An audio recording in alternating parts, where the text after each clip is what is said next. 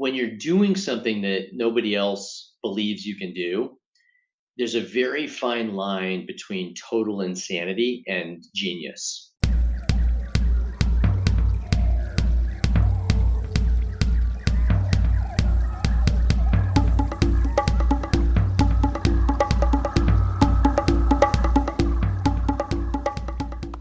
Hello, you genius. Welcome back to the Wild Business Growth Podcast. This is your place to hear from a new entrepreneur every single Wednesday morning who's turning wild ideas into wild growth. I'm your host, Max Branstetter, founder and podcast producer at MaxPodcasting.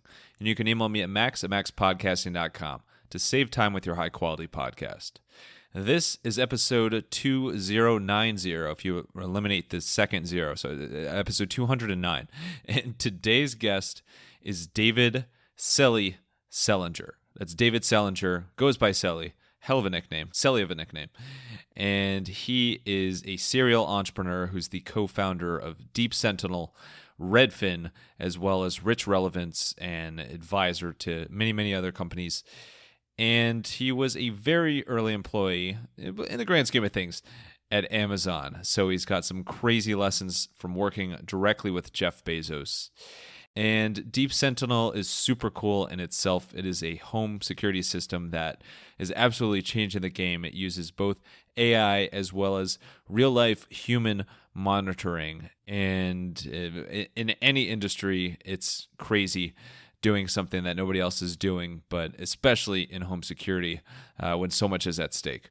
In this interview, we also talk about the Redfin story, what went well, what went not well, and Selly's lessons on managing your time and managing your sleep, which I would argue are a little bit important. It is Selly.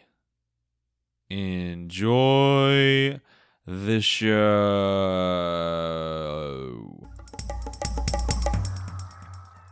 Alrighty, we are here and we are celebrating because today we have Selly, David Selinger, serial entrepreneur, co-founder, and involved with some companies you may have heard of over the years. But Selly, thank you so much for joining. How are you doing today? Excited to be here. I wish I brought my soundboard because it has that groan button. So when you do the puns, I can just kind of get the entire audio. Perfect. Well, we will edit in that groan sound that you made. I think that will become the new sound effect. I can make my own soundboards now. Is that what you're saying? Yeah, exactly. The technology is crazy these days. But yeah, well, we're going to talk a lot about your entrepreneurial journey and some of the latest stuff you're up to. But before that, you were in I think as many people would consider these days, the very early stages of Amazon. You're pretty involved, played a big part there. Did you have any idea at the time just how crazy, colossal, out of this world, out of this universe big Amazon would get one day? No, I mean, the stock price was at $42. And my employees would ask me frequently, hey, should I sell? And my answer to them was always, do what your heart tells you, right? If you don't keep some, then you'll probably end up regretting that later. And if it tanks, because at the time, I mean, the Wall Street Journal, Amazon had just been public a little while. Wall Street Journal was constantly running a story saying, will Amazon go out of business this quarter or next? Right? Those are the two options, A or B. And so people, we're getting paid probably 30, 40% of your compensation was in stock. If you don't sell and the company goes out of business, then you'd have regrets there. So kind of in a regret minimization mode, listen to what you think is going to happen. But, the stock has grown, I think, 100-fold or a couple times over since then. So, my advice to my employees wasn't super good for sure, but financially. But, it definitely wasn't something that was kind of fait accompli, that it was obvious Amazon was going to become this behemoth, not by a long stretch. It's hard to, I don't think the numbers were invented back then in the 90s of how big it's gotten. I think that's how, it's crazy to think about and how and obviously the service it offers is off the charts. If you would have told people, 30 years ago, they can get pretty much anything they want within a day or within hours.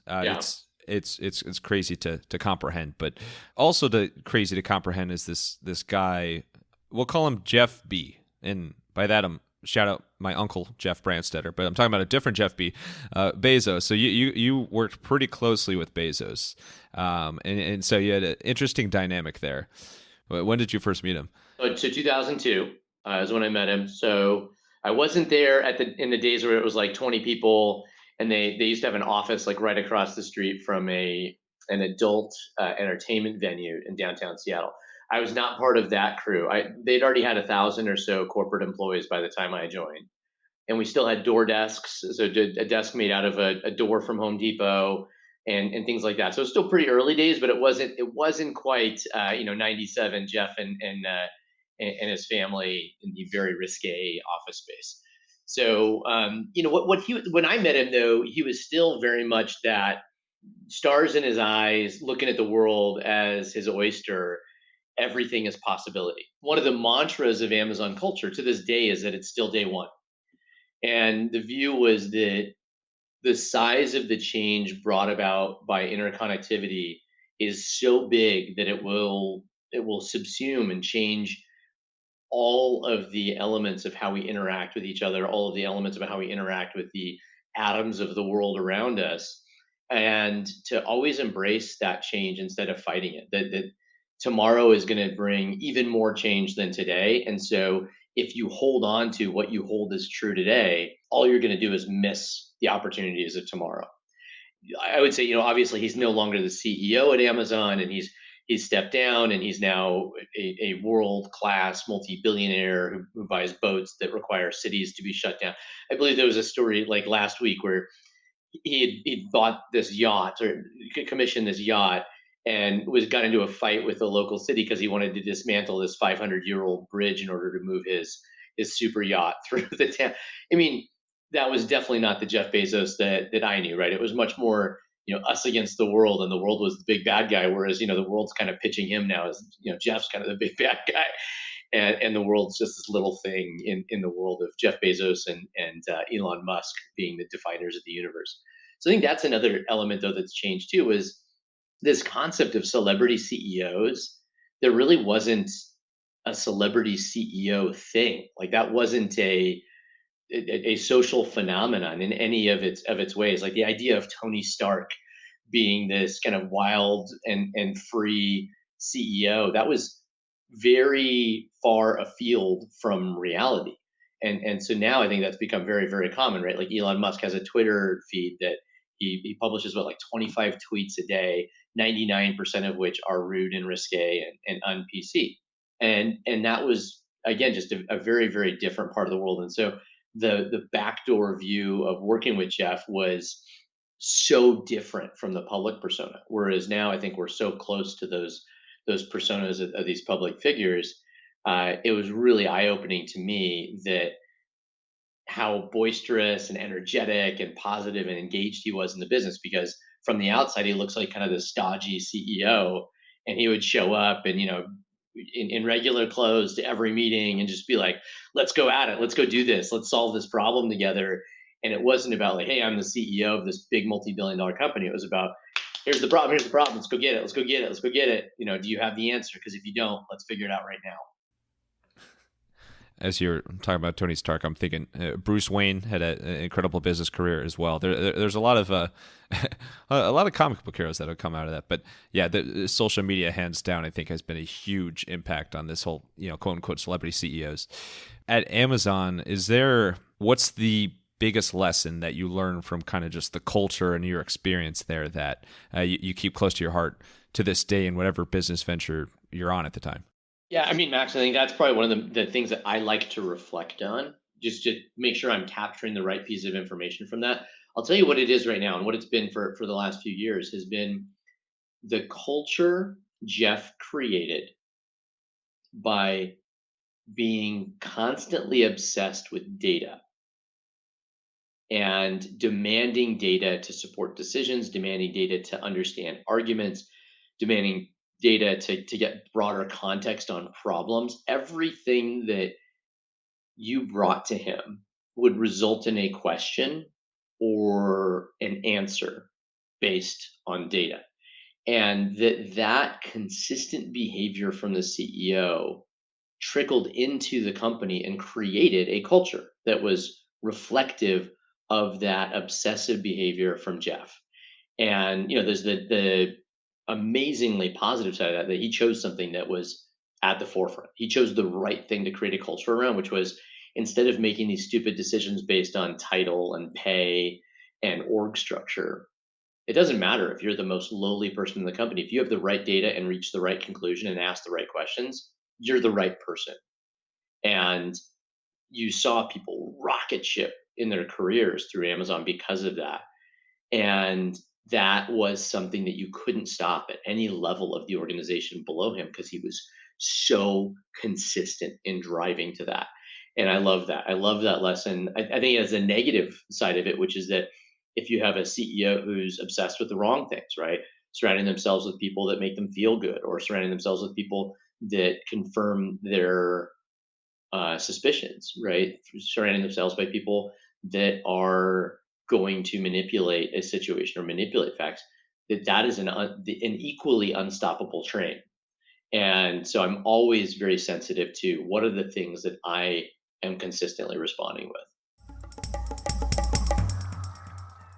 So that is why they call you Segway Selly, and cue the groan noise. Uh, We're gonna get to some more Q&A in addition to the data Q&A or data Q&A. I will never, till the day I die, be able to pronounce data correctly to please everybody, or data. But let's get to a business that you kind of birthed while still at Amazon yeah. in Redfin, which fast forward. That's a tongue twister. I mean, Redfin's everywhere these days. Like, I had a friend recently who bought a house in California, and like what he sent, he didn't send me the Zillow or any information about it. He sent me directly the Redfin link. Huge company, super cool that you had an early part in that. How did Redfin come about, even while you were still at Amazon? Yeah. So when I was at Amazon, I started thinking about buying a house, and I was looking at properties in an area in Seattle called Capitol Hill, which is kind of an up and coming neighborhood now. Back then, it was still in the tier of kind of safety and things like that. You could definitely go the wrong direction. Let me put it that way, in terms of the piece of property you bought. I had this particularly poignant moment where I was looking at a property that was trash. It was a property where, when you went downstairs, the individual bedrooms had letters on the doors because they had let out each of the rooms as if they were their own apartment. They had heating pads in them and sleeping bags on the floor. In case you're not able to read between the hints of my line, it was a meth house. Okay. Oh my god. So subtlety, I'm not so good at the subtlety game. So let me go straight to the problem here. But it was a good Yeah. price, right? And I sat down with my real estate agent, and it was a guy that I'd been introduced to by a friend who I went drinking with on Thursdays and Fridays. And they were like, "Oh yeah, meet Eric, he's great." So I met him, and so we sit down and we had a beer, and I brought my buddy with me from Amazon, and Eric, let's call him, is sitting in front of us, giving me the full 9 yards why I should buy this house. And it was priced a little bit below market, but not a lot. Like, definitely not meth house discount. You did not get the full meth house discount. It was like a, call it a 30% of a meth house discount, but it was like, call it 10% off of market. This guy was like, "Look, this price, this neighborhood's just amazing, and you'll be able to do this and this with it." And again, if you've never been involved in real estate, the specific things that were happening in this home made it very difficult to further develop because of the chemicals that were, in the home. And so after he left, my buddy and I sat there and were like, "This guy's an idiot.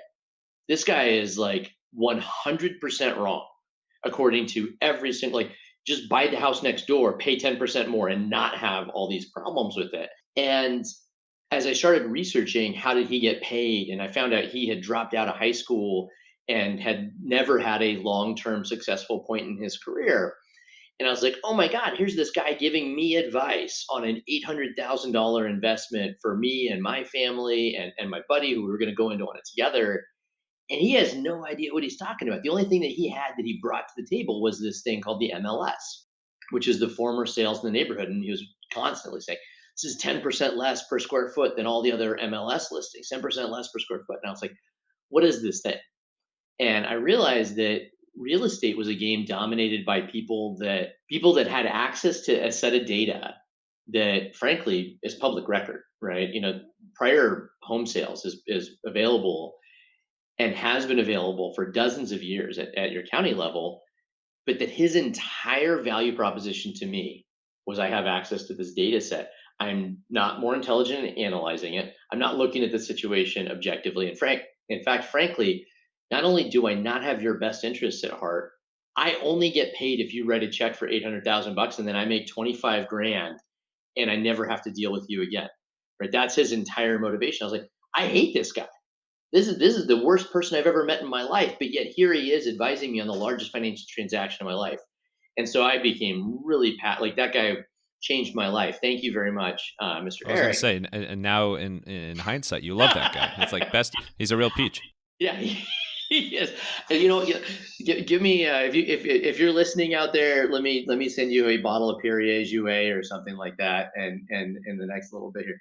But yeah, I mean, it was abysmal how poor all of his advice was. In fact, maybe you're right. Like if it hadn't been quite so obviously wrong, I might not have gotten the message, and I might have just kind of cruised through this. But it was so bad that my friend Russell and I just looked at this one. This is so broken. We got to do something, and we ended up finding people that were really motivated about the problem. They'd already started working on the problem. They had no technology. And I put together this great team of technologists who, kind of like me, had just made enough money at Amazon and Microsoft and the early tech scene in Seattle that we all learned this lesson and were super motivated about it. And so we spent nights and weekends from like 8 p.m. till 4 a.m. in the morning for, I want to say, like 8 or 9 months every single day building out Redfin. And it was one of the most exciting projects I've ever worked on. If for no other reason than to get a group of like 6 or 7 guys together. It was all guys, unfortunately, at the time, but 6 or 7 guys together every night for 8 months between 8 p.m. and whether it was 1 a.m. when you left or 4 a.m. It was just an enthralling experience, kind of pushing the limits of your physical abilities. I don't like to do two-part questions, but this you had an interesting, we'll call it exit from this company. So there's two angles I want to hit here. First of all, is why do you think Redfin is so successful today? What went wrong with your connection to the company that you are no longer with Redfin today? Yeah, sure. So I mean, why do I think it's successful today is really easy. Since day one, the culture was an obsession about user experience. And the word user experience is in the tech world, and even for if you've got kids, your kids probably say it. Like TikTok is the extreme about user experience. What are their features? I don't know. What do they do? I don't know. What is it useful for? I don't know.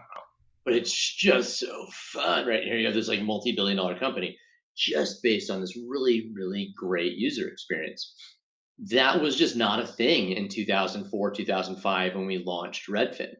And in fact, when we were pitching venture capitalists to invest in the company, they were like, "No, user experience will never matter. That's not a business model."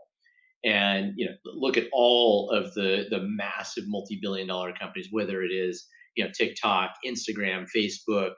I mean, for God's sake, Facebook Meta just spent $10 billion on the metaverse, and that's entirely user experience, right? Like that, it is nothing but user experience. And so that early commitment and transformation to the fact that users in a world where data is available to everyone, where software is becoming closer and closer to free, where the things that we pay for are becoming commoditized, the thing that differentiates them is the content and the experience. And that has been the thesis of Redfin. And the reason you got a link to Redfin, whether your friend bought their home using Redfin or not, it's still the best experience, meaning that Redfin, as they dial up their user experience and they continue to focus there, when they start turning on features that monetize, the customers are very comfortable moving into the monetization phases of Redfin because they've trusted that experience for a long period of time. That thesis was on day one of the company. And we talked a little bit about the culture and commitment of the company, and that comes from the CEO and in every possible way. When we brought in a new CEO, we made sure that was the core focus. As a guy named Glenn Kelman, who's still the CEO today, and a phenomenal one.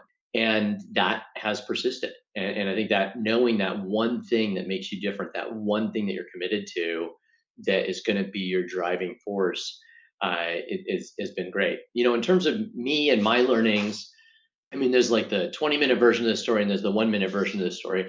I'll give you the 1-minute version, which is that there were three founders, myself, Michael Doherty, and David E. Rocker. And David, by far, is like one of the smartest, like just most passionate and driven individuals I've ever met.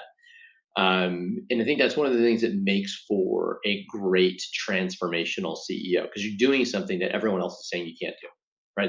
That's what Elon Musk does. That's what Jeff Bezos did. That's what Bill Gates did. That's what, to a certain degree, Mark Zuckerberg did.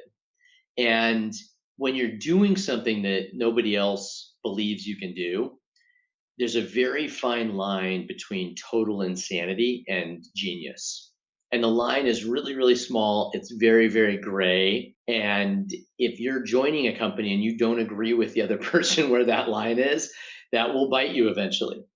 For me, my lesson as the CEO from there was that we ultimately ended up where we had a team of I think 18 full-time employees one day, and the next day we had zero other than David. And he just didn't agree with the rest of us on what that meant. And in a lot of senses, I say, congratulations to you for sticking with what you believe in.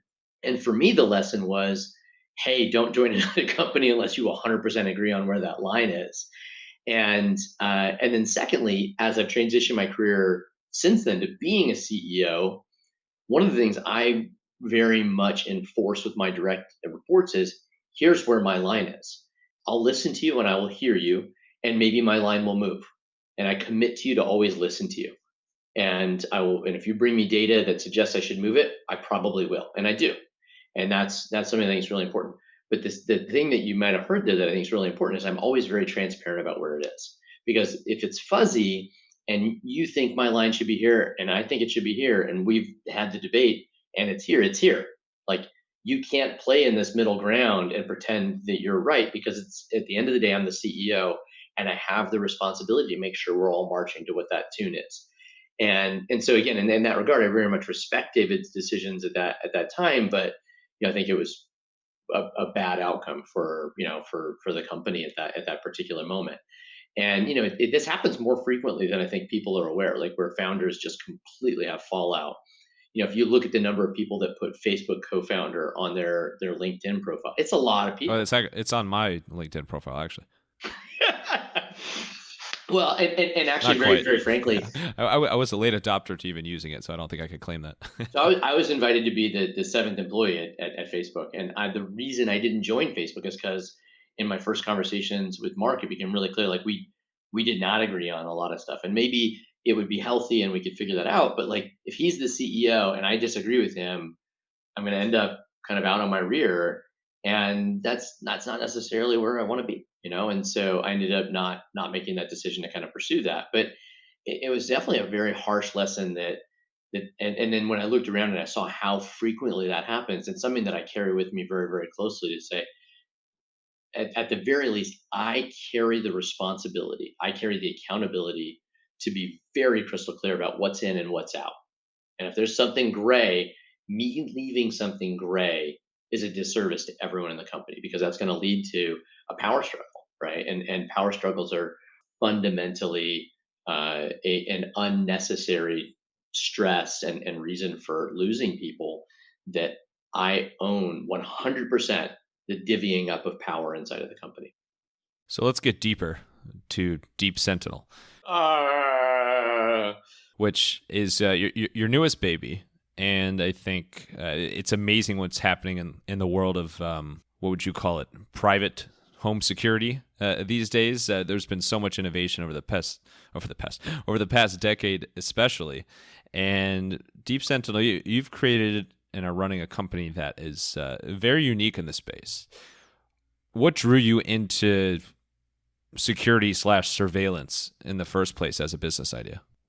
My attraction to this, actually, interestingly enough, is the exact opposite of what I recommend to most people. My interest in this was driven by technology. I saw a technology transition in about 2014, that machine learning and artificial intelligence, which have just a history of decades and decades and decades of like massively overpromise and underdeliver, had actually turned a page into the, hey, we're going to do something very, very meaningful and real here.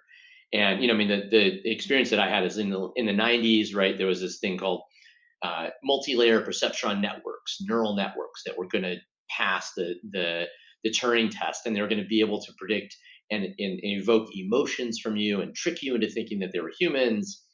And for those of you that were not alive between 1995 and 2010, here's the summary: that did not happen, right? And it not only did it not happen, we didn't even come close, right? Like, we invented sound cards so that your computer could actually make realistic sounding sound, right? Like, we invented the internet so you could go shopping on the internet and buy more stuff. But we definitely did not create computers that even sounded a little bit like a human being. And then in 2014, this type of machine learning called deep learning got invented.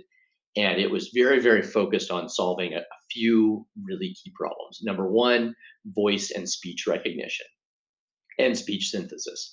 Number two, image recognition, video analysis, things like that. And then number three is gameplay, interplay between systems. And in all of those three things, the size of the technology leap was like more than 10x fold.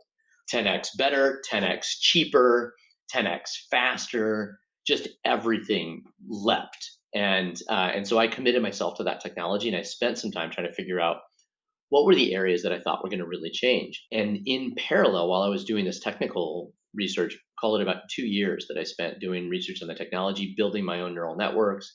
My first AI that I built using this technology played Super Mario World. Super Mario Brothers 1, actually, technically. That's I can't imagine starting any other way than that. That's perfect. It is. Da, da, da, da, da, da.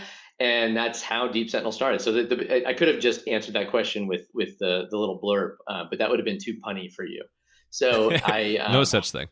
apparently, and so I was doing this research. I was working with some of my friends who were in venture capital at the time, and my neighbor had a home invasion, and we were really scared. I mean, as a neighborhood, I live in a very safe and reasonably well-to-do neighborhood.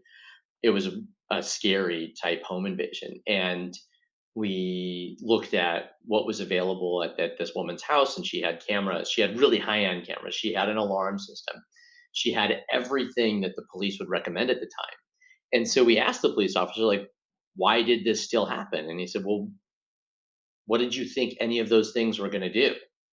Yes, maybe that's as good as you can get, but what did you think an alarm system was going to do? It wasn't armed. She was home. Silence, and insert silence here. That's not a break in the podcast. That was the answer. Nothing. What did you think the cameras were going to do? We have the video from the cameras. Did you think they were going to like jump out and stop the crime? And everyone was like, kind of. Yeah.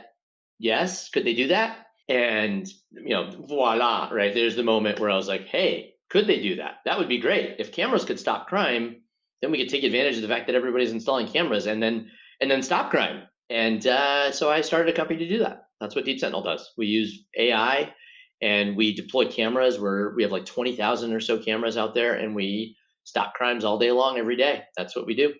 So how does it, like, if you research Deep Sentinel, clearly one of the most unique things about your company is that you offer, oh my God, I almost said human trafficking. That would have been a terrible PR thing for you. Human monitoring from the surveillance standpoint. How much do you charge for human trafficking? Is that expensive, or is that that's a free offer? That's like an add-on. You get Yeah. home security and business security and human trafficking. Exactly. It's the possibilities are endless. Sorry, go ahead. But you offer monitoring by real humans. It's not just the cameras that are not going to stop anything. Like it's real humans. It's real people that have the ability to interject there. But so there's the human piece. Where does AI play into the mix? How does that work together? Yeah, so if you think about it, so what you just said is right. So when you come to my house, if you start trying to break into my home, you're going to hear within 10 seconds, hey, this is Deep Sentinel Security. I see you. I need you to stop. The police are on their way. That message has three really important things. The first thing is it's within 10 seconds. It has to be super fast. If you can reach a criminal before they're really far into a crime, the most likely outcome is they're just going to leave.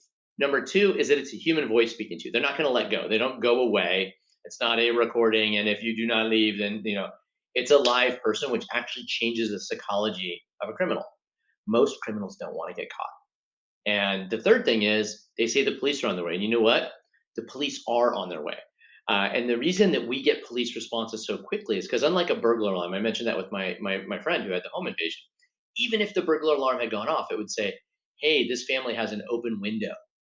Right? So ADT calls the Pleasanton Police Department. "Hey, Pleasanton Police Department, there's an open window at 123 Main Street." "All right, cool. Hey, I'll just go ahead and send my window closing service over there because that's what the police department does. We close people's windows." 99% of the calls from ADT are false alarms. When we call, there's a masked man about 6 feet tall. His name's Max. He's breaking into Mr. Selinger's house. He's got a crowbar, and here's his description. That's what police departments were designed to do. And a human being is really at the core of doing all three of those things: intervene quick, intervene with true human being level of interaction, and then contact the police and describe the situation, describe the crime. That's what police departments are good at. The AI comes into the mix that if you were to pay someone to sit and watch cameras for your house, that would cost thousands of dollars a month. What the AI does is it helps us do that incredibly efficiently and really, really effectively so that we can get the economies of scale where an average small to medium business owner can afford this. We're talking a couple $100 a month versus tens of thousands of dollars a month for a patrol guard or a live person to sit and watch your video for you 24/7. You left out that this criminal, scary guy named Max was incredibly good looking as well. So I did leave that out, didn't I? yeah, you did. Very unintentional, I'm sure. But this has become a more and more crowded space, as home security and privacy. And I mean, I remember growing up, it was before like Ring and these first ones to use cameras. It was just like the systems that when the front door would open, it would just beep. Like I think that was kind of all it was back then. But now it's become, there's so many options. It's so crowded. As a business, how have you been able so far to break through and have people switch from some of the other competitors to you? Yeah, I mean, actually, if anything, I think those guys have really paved the way for us. Thank goodness. You mentioned privacy; they've paved the way in terms of privacy policies and people's understanding of what privacy expectations should be. The second thing they've done, you mentioned the beeps, right? Like, do you want me to sit here on your podcast and tell you what having a Ring camera sounds like? It's beep, beep, beep. It's 40, 50 times a day, right? Like that's a sweet way to spend my day. The second thing that a lot of people have experienced, especially business owners, right? In this last 4 years, we've seen a massive shift in the kind of overall climate of crime. It's just an observation about where we're at as a society. And you have cities like Denver. In Denver, Colorado, you have a 1 in 20 chance, 5% chance that in the next 365 days, someone is going to break a window in your car and steal stuff out of it.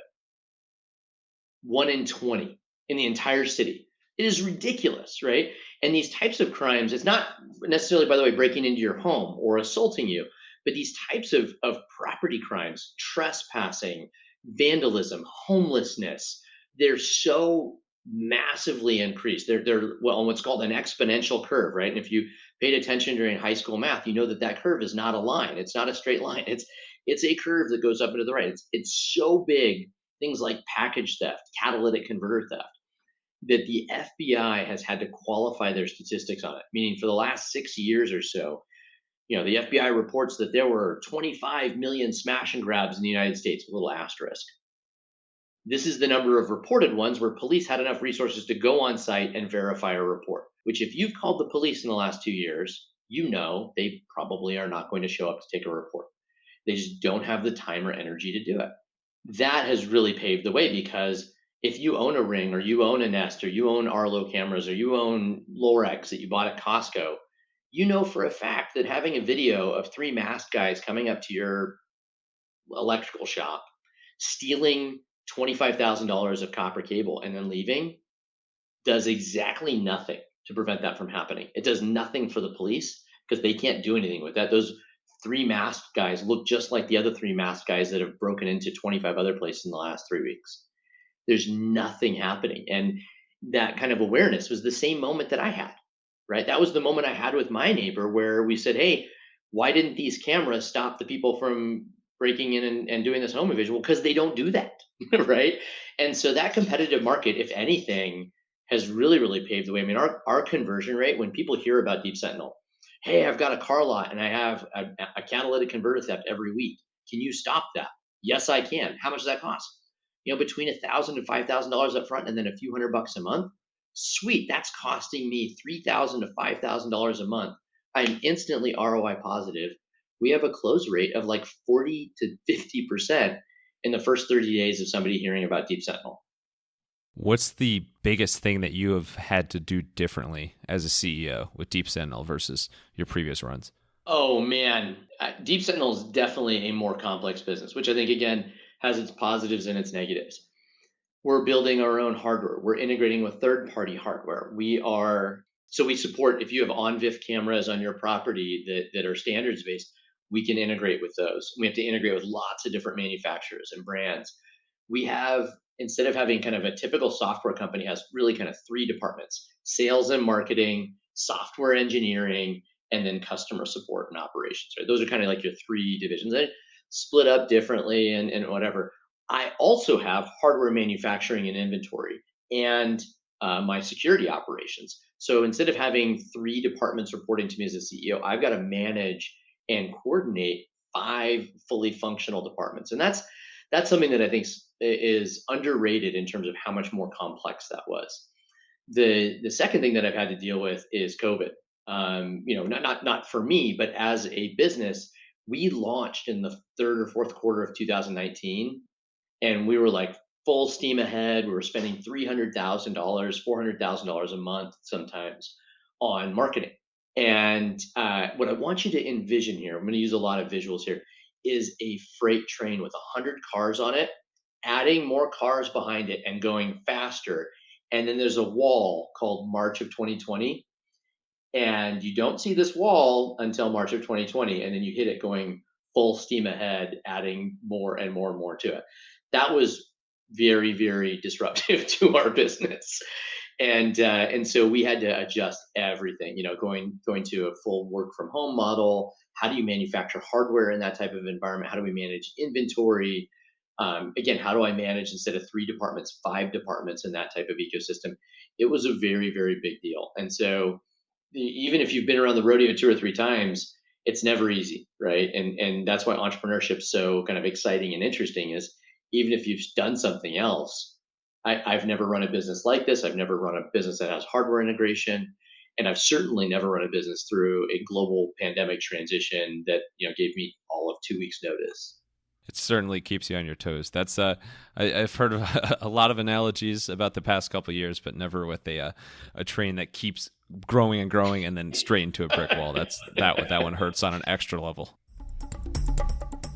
And you just might feel like you're hitting a brick wall with your podcasting endeavors. If that is the case, let's bust through that brick wall. You can learn more at maxpodcasting.com and sign up for the Podcasting to the Max newsletter. That is your key to unlocking your podcasting and taking loads and loads of time off your plate. Speaking of time, Selly knows time management extremely well. Same with sleep management. So let's get to a little bit that will make you a little bit more timely and a little bit more sleepy, or sleepier, as the kids say. Let's switch gears a little bit. Let's get to more you as a person and as a CEO or a business leader. So I know that you have, over the years, taken a very clever look at kind of how you spend your time and how you treat yourself, and shout out Parks and Rec, treat yourself. But let's start with time. So how do you approach your time and how you spend it each week as a CEO of a company that, as you mentioned, has so much momentum past the brick wall? Yeah, I mean, it has a lot of momentum. It has a lot of dynamism, right? And so there are probably two or three things that I would say are my personal tenets about time. The first one is that time is the single most important commodity that I allocate and that we allocate as a company on an ongoing basis. And so, because of that, I measure my time really, really specifically and very consistently. I make sure that the way that I allocate my time on a weekly basis reflects what I believe are the strategic and operational priorities of the company. Those are big buzzwords. What do I mean by that? Right now, I have a gap, let's say, in my customer care organization. If my time allocation says I'm spending 1 hour with customer care and 25 hours with sales, I have a mismatch between my belief of what's important at the company and how I'm spending my time. And it doesn't necessarily need to be one to one. It doesn't even mean that sales goes down to 1 hour and customer care goes up to 25.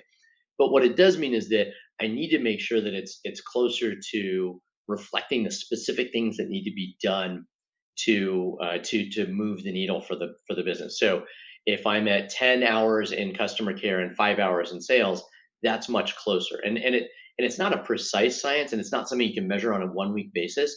It has to be really at a principled level. It has to be ongoing. I do it every single week. I do it every single month, and I do it every single quarter. And I do it using those kind of time units, both forward looking and backwards looking, meaning I have to also be really honest with myself about, did I do the wrong thing last month? Hey, I now know what happened last month. I missed my sales numbers by 15%. Did I allocate my time correctly? No. All right, when could I have figured that out? Here. Okay, cool. Let's look at the calendar. How could I have changed my time allocation?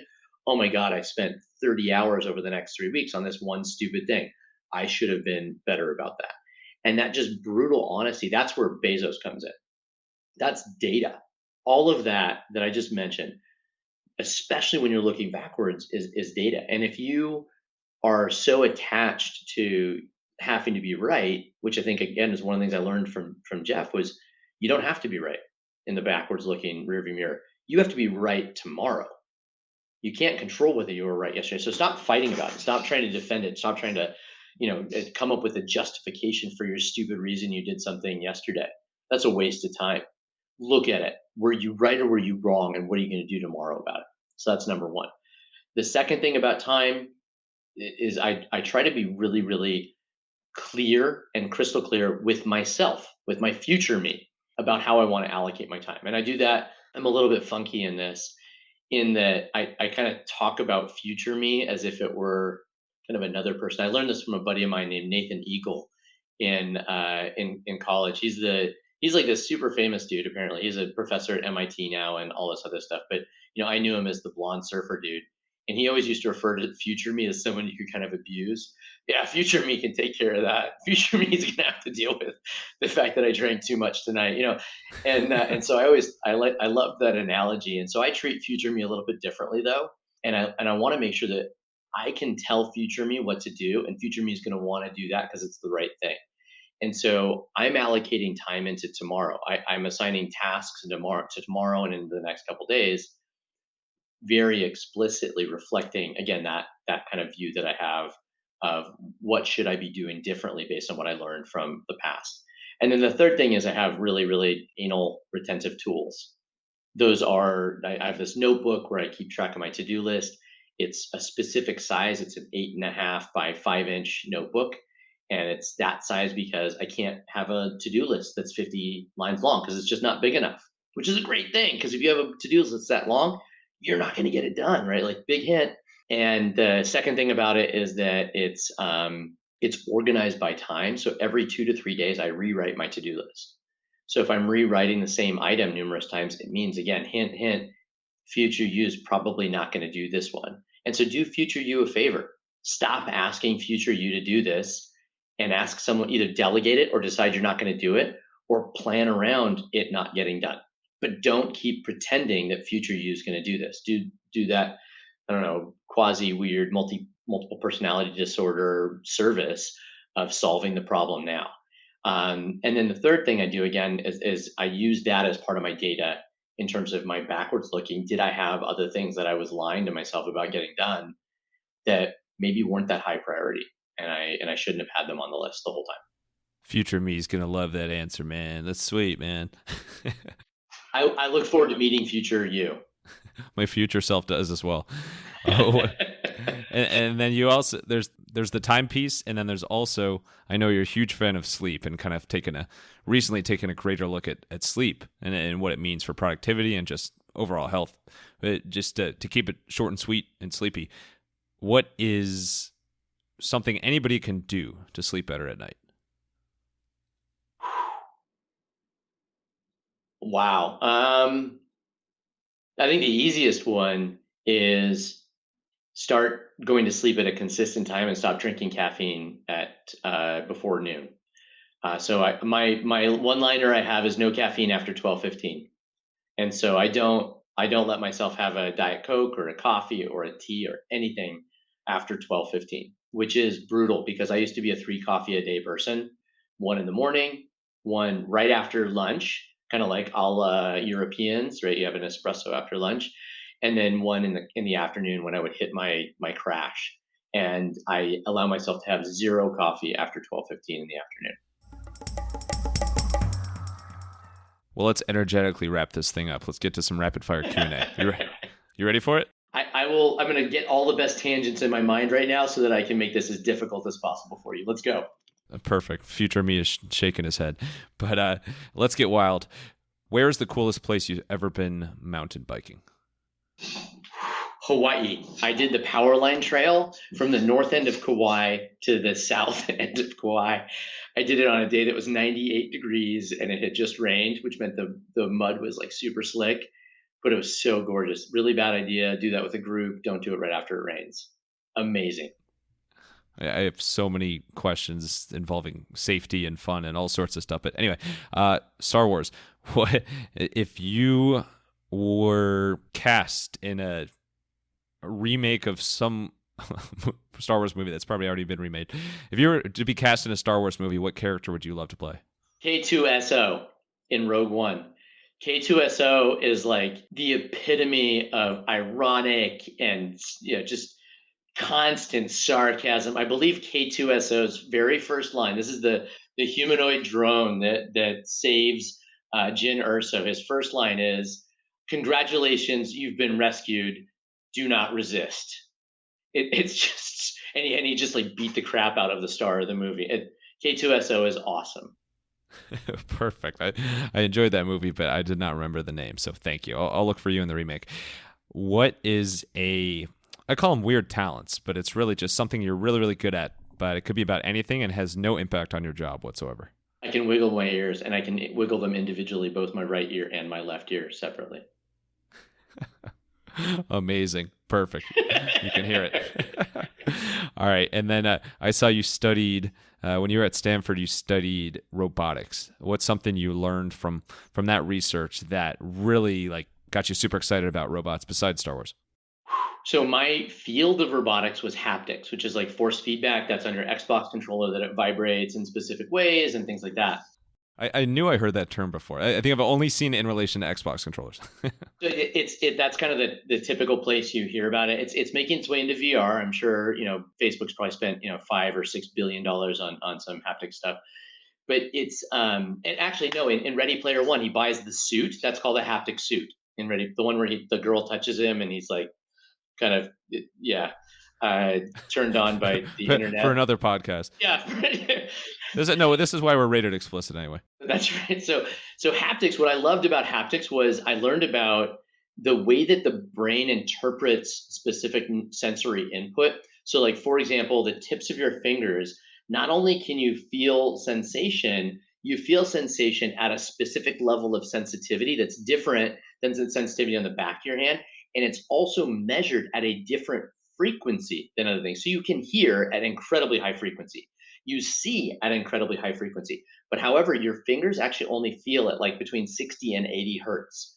And so you can actually recreate a feeling without actually creating the feeling because you can synthesize it by making something that feels only in your brain when your brain interprets the symbols as if it were something, which is just blew my mind that you can actually kind of hack the brain using these physical inputs from around your body to make it feel like something's happening, which is how if you go to Disneyland or you go to Universal Studios, they have the virtual rides where you feel like you're falling. You're not falling. You're in a freaking stationary thing, but they figured out how to hack your brain to make it feel like you're falling. And I love that. I think that is one of the most amazing things you can do is to create a sensation of something that's not actually happening.